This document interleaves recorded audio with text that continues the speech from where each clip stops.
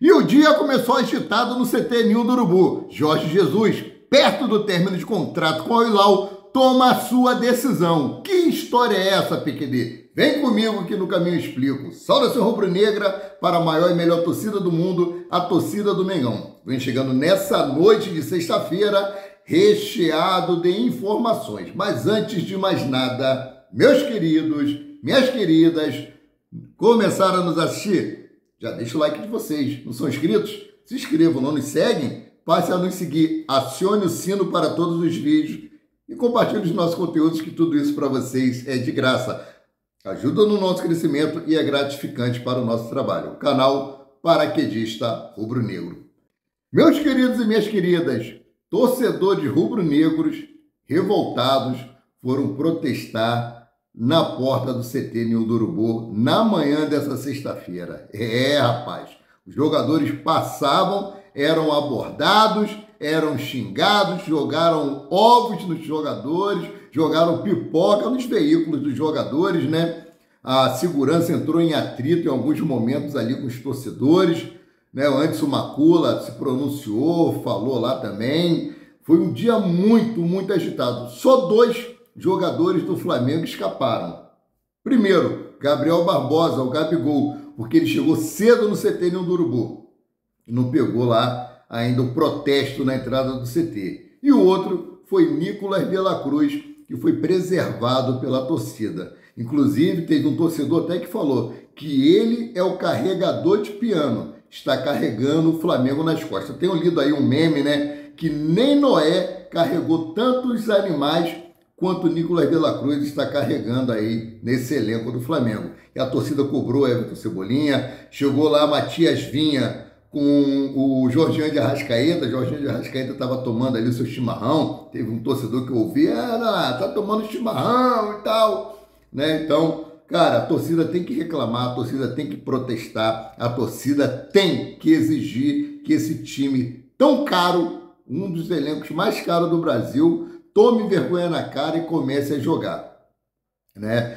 Toda vez que entra um treinador no Flamengo e que ele não começa a desenvolver um bom trabalho na vista de nós, torcedores, na visão de nós, torcedores, é cogitado o nome de Jorge Jesus.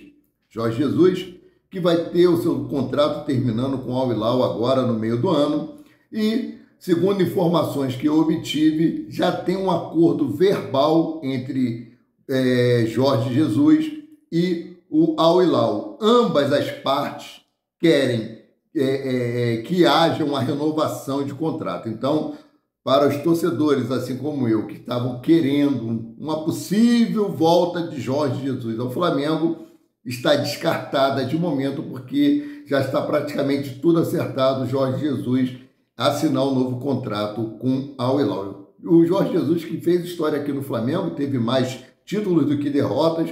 Lá no Al-Hilal também, ele está tendo uma trajetória muito boa, bateu o recorde aí do time que mais venceu, né? Entrou no Guinness Book. Então, é um sonho aí que para a gente, de momento, está um pouquinho distante, né? Então, seguindo aqui, após os protestos, o Flamengo treinou na manhã dessa sexta-feira e tivemos uma surpresa desagradável. Bruno Henrique aí apresentou uma torção no tornozelo esquerdo, né, no último jogo do Flamengo pela Libertadores da América. O Flamengo, inclusive, perdeu, né, para o Palestino. Então, ele está fora do jogo de amanhã, às 16 horas, no Maracanã, contra os Corinthians. Já temos um desfalque. Quem pode voltar aí a fazer parte do elenco é Jorge de Arrascaeta. Treinou hoje normalmente e já deve ser relacionado. Vou até trazer a provável escalação do Flamengo para esse jogo de amanhã. Então vamos lá, provável escalação do Flamengo para o jogo contra os Corinthians.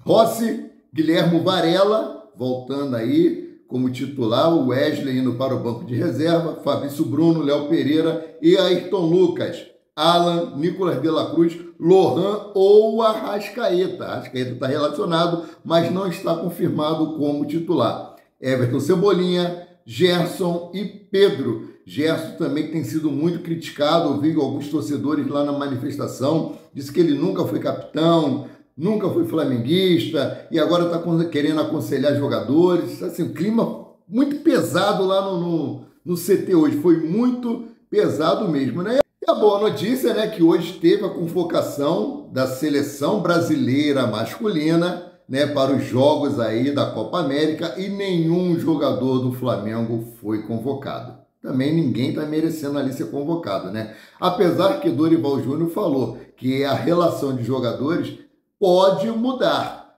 por causa de lesão, algum problema técnico. Ele convocou apenas 23 jogadores dos 26 que ele pode convocar, né? Então, assim, ainda corre o risco de alguém do Flamengo, que eu acho dificilmente ser convocado para a seleção brasileira masculina de futebol, né? Então, vamos seguindo aqui, ó. Embora não tenha sido convocado nenhum jogador do Flamengo para a seleção brasileira, nós ainda podemos perder Nicolas de la Cruz, Arrascaeta, Matias Vinha e Guilherme Varela para a seleção uruguaia.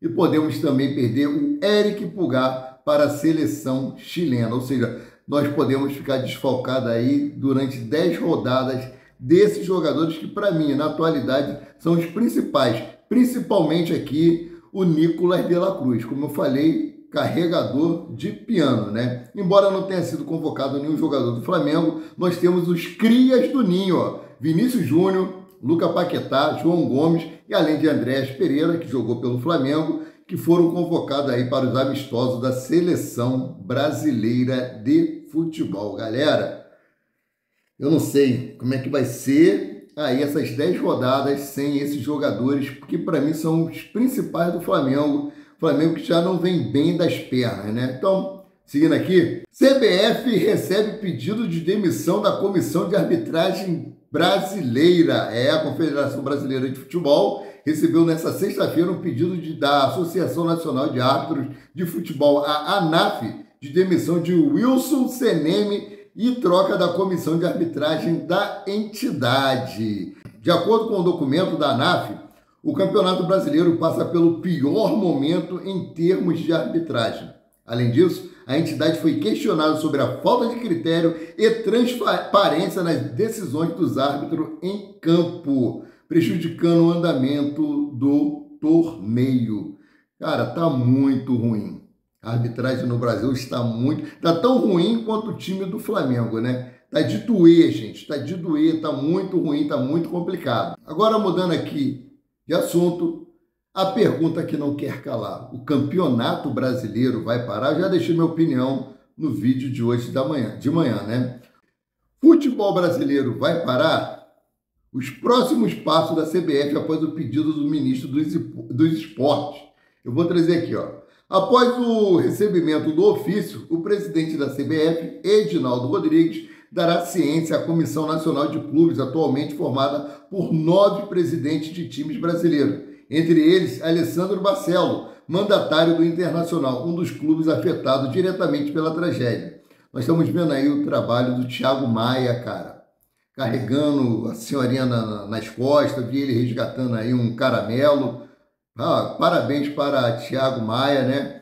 Que Deus o abençoe rico e abundantemente, ele dê muita força para que ele possa estar ajudando essas famílias. Gente, para os times do Sul é complicadíssimo, porque não tem só a parte física que eles estão perdendo porque não estão treinando, tem a parte psicológica que é muito, muito, muito importante. Mas eu não vejo uma boa parar o futebol. Como eu falei, futebol parando vai afetar muitas outras famílias, a família do bilheteiro, a família do vendedor de espetinho, né, na porta dos estádios, aquele cara que vende água, vende refrigerante, vende cerveja, afeta muita gente. Eu acho que sim, todos os jogos do Campeonato Brasileiro daqui para frente, pegar uma parte da verba e enviar para a população do Sul. Essa é a minha opinião. Então vamos lá. Vou trazer para vocês o pronunciamento de Edinaldo Rodrigues. Abre aspas. A CBF, quando define uma competição, fazemos reuniões de conselhos técnicos da Série A, B, C e D e também das bases. Se pede uma paralisação, nós vamos dar conhecimento a cada série desses clubes para que eles possam se posicionar em relação ao documento do Ministério dos Esportes. A partir daí, se for necessário, reunir o conselho técnico para que eles possam deliberar. Olha, podemos parar toda a competição. Sim. Então, assim, o Edinaldo Rodrigues já passou a bola para frente. Ou seja, quem vai decidir se vai haver a paralisação do Campeonato Brasileiro ou não são os presidentes dos clubes. Então, vai ter uma reunião e nessa reunião vai ser definido aí o que vai ser feito. Né, galera? Então, amanhã eu trago muito mais informações sobre Flamengo e Corinthians, Corinthians e Flamengo no Maracanã, prováveis escalações, arbitragem, aonde o jogo vai passar, beleza? Só queria trazer esse lance da manifestação que houve hoje cedo sobre essa possível paralisação do Campeonato Brasileiro e sobre a não a convocação dos jogadores do Flamengo para a seleção brasileira e o desfalque de Bruno Henrique aí com a torção no tornozelo esquerdo e a volta de Jorge Arrascaeta e Guilherme Varela. Eu fico por aqui, voltando a qualquer momento com mais notícias sobre o rubro-negro mais querido e mais amado do Brasil e do mundo, o Clube de Regatas do Flamengo. Saudações.